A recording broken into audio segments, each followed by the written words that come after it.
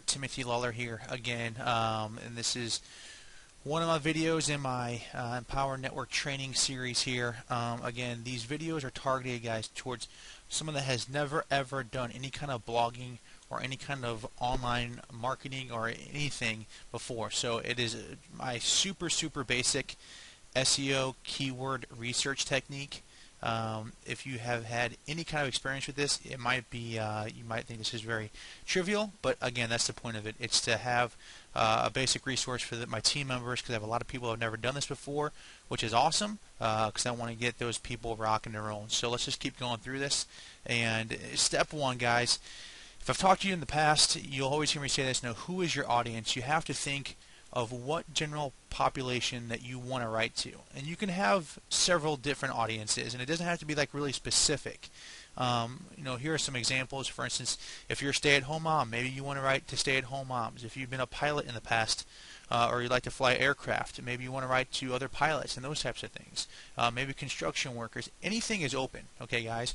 But when it comes down to it, there's usually generally one of two possibilities for when you choose your audience. It's either number one, something that you have, a mastery in from your work experience and or your leadership in that area. For instance, if you're a pilot, you might not want to write about or write to other pilots, but if you've been doing that for several years, it'd probably be a good thing for you to write about, okay? Because then you would attract other pilots to you, and that would be a winning audience to write to. Same thing goes for stay-at-home moms. If you're a stay-at-home mom and that's all you know, there's a lot of stay-at-home mom stuff out there, but you could still for certain keywords absolutely dominate those that industry. All right, and if it's not your work experience and or leadership, it's definitely something that a hobby or an interest that you're so darn passionate about that you're willing to learn about things in that industry, or that for that audience, and then write about it. Okay, so there's pretty much what it comes down to. Either you're something you've mastered because of your personal experience or leadership, or something that you're just really darn passionate about. For instance, me, I'm a fly fisherman. You could write to other. I could write to other fly fishermen. That could be my audience. Okay, that's kind of my step one, is choosing your audience. Okay, so once you've done that, this is why I say, a brainstorming exercise. It's basically like a 4th grade writing exercise. What I want you to do is take out a stopwatch, okay, and then I want you to set it for like 7 to 10 minutes. Literally put it on the table next to you. Once you get out a fresh piece of paper or open up a blank Word document, all right, and I want you to hit start. And I don't want you to stop writing or typing anything, all right, for those 7 minutes. Just keep your fingers typing or keep your hand writing, okay? Anything that comes into your head for that audience of yours, you need to write down, okay? For instance, let's just stay with the stay-at-home moms. You might say, go, stay-at-home moms in St. Louis, children, cribs, baby cribs. You see I'm kind of offshooting over there, okay? So anything that comes into your head, you just keep writing, keep typing, okay? So what's going to happen is that these are going to be your writing topics, because I have so many people come across my desk that are like, Tim, what the heck do I write about? Well, you're going to have a whole page of just topic after topic that you can write about or choose to research and write about. Up to you, okay? So once you do that, it's kind of along this. You do a step 3, which is known as get inside of your audience's head. All right, basically, this is why you're writing to those people, guys, because you had some kind of experience with it, or you are passionate about it, so you would know what people would type into Google. What would you type into Google? So if you're a stay-at-home mom, what would you type into Google? For instance, how to potty train your children. That might be a good keyword to go after.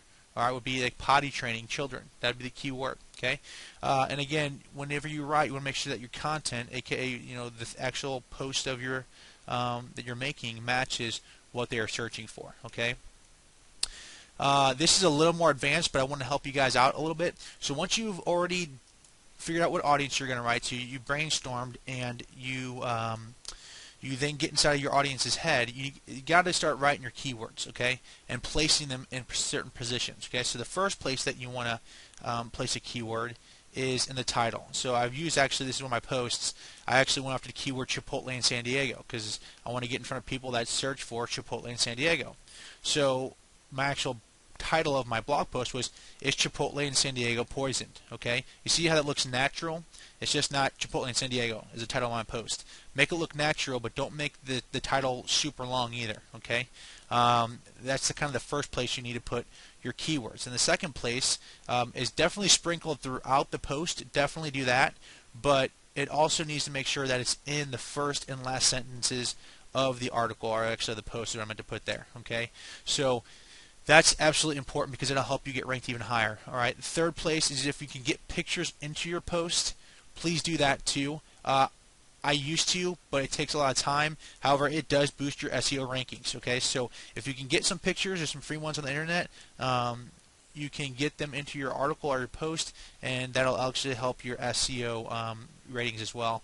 And the cool thing, guys, about the Empower Network site, it actually has the plugin, the SEO Presser plugin, on your Empower Network site. I'll make a separate video on how to use that, but it's pretty simple. You just actually type in your actual just keyword. So in my above example, I would just type in Chipotle in San Diego, hit enter, and it'll give you a percentage, whether it's good or not good. For instance, I think over 50 or 60% means you're in the green, so it's actually pretty high. It's going to probably get ranked for that keyword, and it'll give you little tips and hints on how to increase your SEO placement. Okay, so that's kind of the end of that. I want to continue going on here. I want to continue recording, and I want to do a quick screenshot here, if we can, just to show you, no kidding, a very, very basic way on how to do some keyword research. I apologize, my computer, guys, is just so slow all the time.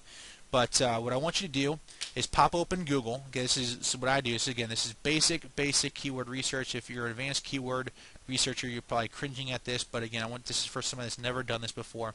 So after you kind of do those things we just went over in the PowerPoint presentation, open up Google. Come here and go ahead and just type in your keywords. So we'll use stay-at-home moms, and we'll get super targeted by putting in a city, in St. Louis. Okay, so hit enter. All right. So when you do this, guys, you see right here it has over 18 million results. All right, that's kind of a lot. But the funny thing is that this isn't what we call an exact targeted keyword. If you want to make it exact, and I suggest doing this, all you do is any keyword you put, you come over here and you put it into quotes. Okay, so you put that into quotes, come over here, my computer's freezing, put that into quotes, and then search it again. And when you do that, this is what's called an exact keyword research within Google. And really, the results for this exact keyword of stay-at-home moms in St. Louis is only 5,840.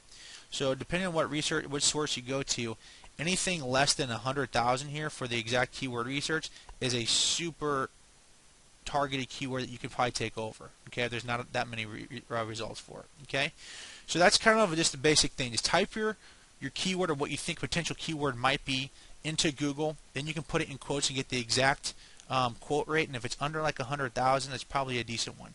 And then another thing you could do is use the Google keyword tool, which is completely free. And one of the ways you can do that is if you just type in Google keyword, okay, hit enter, and it searches for this, and the AdWord Google keyword tool, which again is free, will pop up. Okay, and after you see this first is untitled, you just type in the words Google keyword, and it says right here, AdWords.Google select keyword. Okay, I already have it popped up over here. So you come over here and then you type your word or phrase in. Okay, once it pops up, again, stay-at-home moms in St. Louis, and when I do that, you come here, hit search right there, and then it pops it up and it'll tell you how competitive your keywords are, the global monthly searches, and then your local searches. So this is a really good gauge, and it's free, of some other keywords you can write for and how competitive they are. Okay, so again, guys, this is my basic keyword research strategy. We can go over some more in-depth ones later, but if you guys have any questions, please don't hesitate to email or give me a call, and we'll go from there. All right, hope this helped, and take care. Thanks.